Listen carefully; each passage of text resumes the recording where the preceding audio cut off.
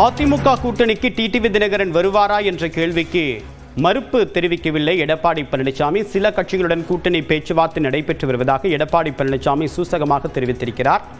TTV தினகரனுடைய நிலைப்பாடு என்பது NDA கூட்டணியிலிருந்து வெளியேறிய பிறகு எடப்பாடி பழனிசாமி முதலமைச்சர் வேட்பாளராக இருக்கக்கூடாது, அதுதான் தன்னுடைய ஒற்றை இலக்கு என்று தன்னுடைய நிலைப்பாடாக அறிவித்தார்.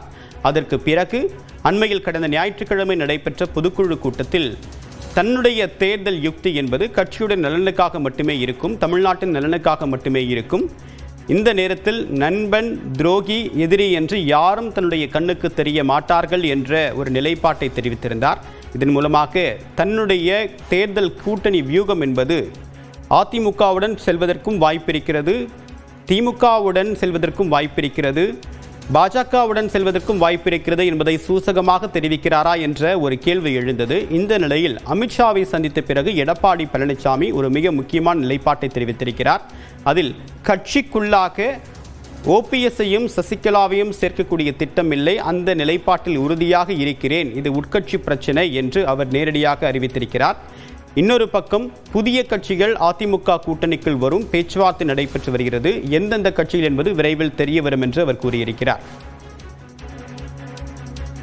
தொடர்பாக தன்னுடைய கருத்துக்களை பகிர்ந்து கொள்வதற்காக பத்திரிகையாளர் திரு கோலாகல சீனிவாசன் இணைகிறார். சார் வணக்கம்.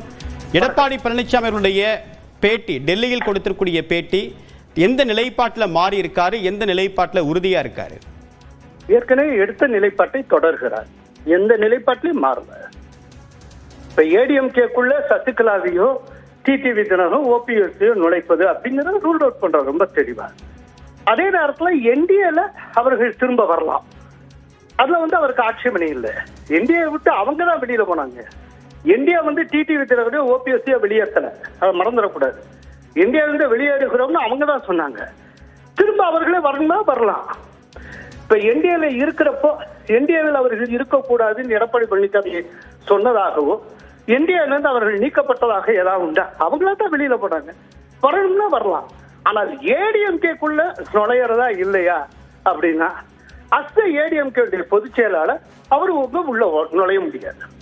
ஏன்னா அது கட்சி எடுத்த முடிவு.